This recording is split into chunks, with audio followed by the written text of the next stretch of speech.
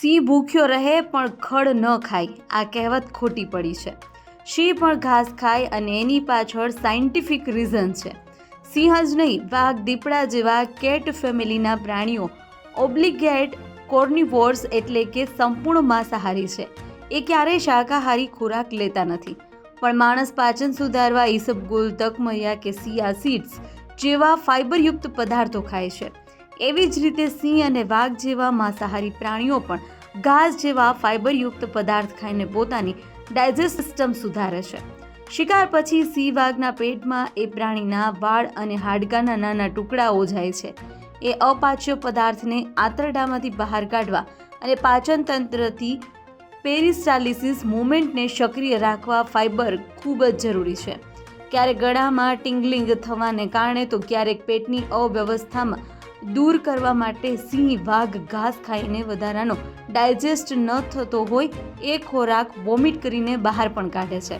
Digestion cleaner કરવાની આ પ્રક્રિયા મોટા ભાગે ચોમાસાની સિઝનમાં વધારે કરવામાં આવે છે. વરસાદને લીધે ઉગી નીકળેલું કૂણું ઘાસ સિંહ વાઘ ખાવાનું પસંદ કરે છે.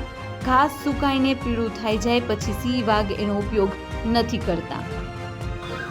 આમ તો બધા બિલાડી કુળના જે પ્રાણીઓ છે, એટલે કે આપણે ઘરની બિલાડી હોય કે જંગલી બિલાડી હોય કે દીપડા, સિંહ, વાઘ, આ બધા બિલાડી કુળના પ્રાણી છે ને એને ઓબ્લિગેટ કાર્નિવોર્સ આપણે કહીએ છીએ. એટલે કે જે સંપૂર્ણપણે માંસભક્ષી હોય છે. એ ક્યારેય વેજીટેરિયન ખોરાક નથી ખાતા હોતા, સિવાય કે પાલતુ બિલાડી કે જે અમુક વેજીટેરિયન વસ્તુઓ પણ ખાતી હોય છે. પણ આ બધા ઓબ્લિગેટ કાર્નિવોર્સ હોવા છતાં પણ ઘાસ ખાતા ઘણીવાર જોવા પડે છે. અને અમને ઝૂમાં ઘણા પ્રવાસીઓ આવતા પણ હોય છે અને ઘણીવાર અમે કમેન્ટ સાંભળતા હોય છે કે આ બિચારા પ્રાણીઓને કંઈ ખાવાનું દેતા નથી એટલે સિંહ વાઘને ઘાસ ખાવું પડે છે. પણ ઘાસ ખાવું એ સંપૂર્ણપણે સ્વાભાવિક એની બાયોલોજીમાં આવે છે.